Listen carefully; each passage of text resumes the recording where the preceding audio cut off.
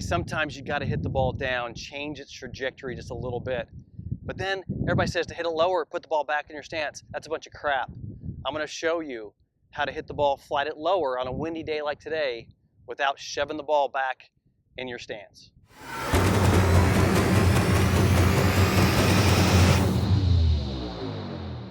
Hey guys, thank you for subscribing to my channel. If not, if you haven't subscribed yet, please do. I don't want you to miss out on some of the ways I approach the game of golf to get rid of that conventional stuff out there that's not being taught correctly. Now let me talk about one thing that's not being taught correctly as you hit the ball high and low, and I'll explain.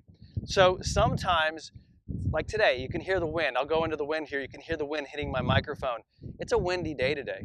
And you get out there and you make a nice full speed swing and the ball gets a lot of spin, it goes up in the air. So this problem with ball flight and the problem with wind, and the reason you probably want to hit the ball low, is to take some of the trajectory and spin off of it so you don't get this high flighted ball that doesn't go very far. Now most people make a really big mistake when they go to hit it low. They shove the ball back in the stance. So if this is my normal ball position, which is just inside my lead foot, people will take that ball and they'll put it back in their stance. But that's a huge problem. And a lot of guys pull shots. They hit them left and right, push and pull, because they got the ball in the wrong position in their stance because they shove it back. What's happening when you put the ball back in your stance, there's a natural arc of the golf swing. You know that. It goes into a circle in the backswing and it comes down. When you put the ball back in the stance, you have the ball back on the arc. So the natural movement of the club is to be hanging open when it gets to that impact position if the ball is too far back. So because of the radius of the golf swing, the club would be open. Well, what you do is you release it early to square the face, which makes the path of the club coming from the inside with a closed face to the path, and you hit it to the left. So a lot of people will yank shots when they put it back in the stance and not punch it down. It's a really bad way to hit it low. Let me show you a very simple tactic to hitting high and low shots. I don't put the ball back in my stance. Kinda. I do it in a different way. Follow me here for a second. So if this is my normal ball position, this is a 7-iron. If my normal ball position is just inside my lead foot, pay attention to my shoulder position. See how my shoulder, probably just a little bit in front of the ball there, and then I'll impact. There's my normal impact with a 7-iron, okay? Right about there. All right, notice my shoulder, okay? Now, this is the effective loft the club has at impact, right? Based on where my shoulder is down the club, there's that effective angle of the club. There's where that ball comes off at my normal speed. If I want to make that ball go lower, I got to change that angle. A lot of people are trying to put it back in their stance, but that changes club face. Watch what I'm going to do. I'm going to take this width of my 7-iron, I'm going to move it to a wedge width. Look what's happening to the shoulder. You see how it's moving quite a few degrees forward? So now, when I get to impact, I have more lean than I did if I was in a normal position, which de-lofts the 7-iron. I'm changing trajectory with stance width. I'm not changing ball position relative to my lead foot. So I'm not having to worry about trying to square the face. It's a big deal. It's a big, big deal. Now, a couple more things to this. If I want to hit a 7-iron low, remember what I said earlier. The goal is, yes, you want to hit it low, but why do you want to hit it low? Well, I want to take some trajectory off.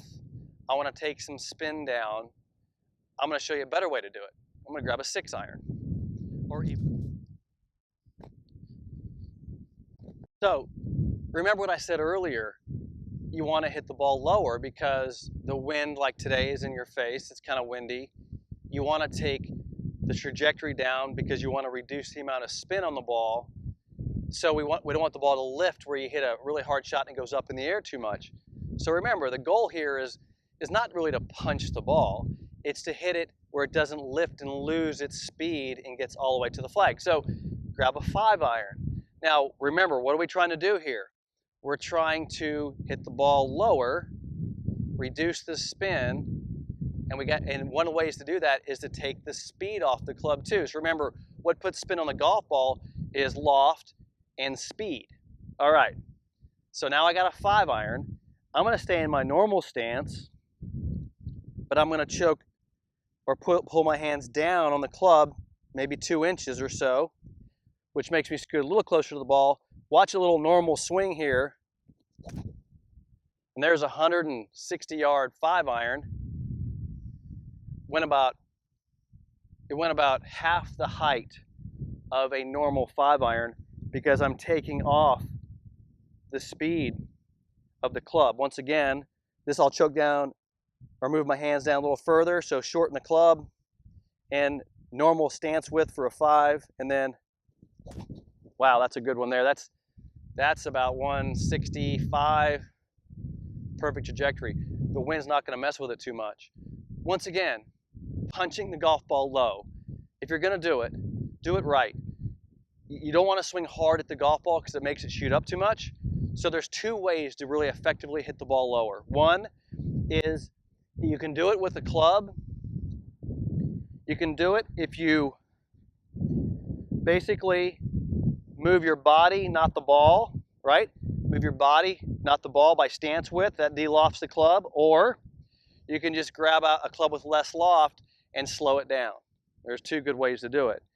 Now, another thing, I want to hit it higher, right? Pins on the front of the green. I want to hit the ball a little bit higher with either a 5-iron or a 7-iron. It's a simple one. Watch this. So now I want the ball to go up in the air. What would I do? Widen my foot just a little bit. So watch. A normal 5-iron is here. I'm going to go a slight bit wider, which, watch my shoulder, goes back, which effectively increase loft versus decreasing loft. So now, when I get to impact, this looks like about, a hybrid width, pretty wide. This is a nice high towering 5-iron.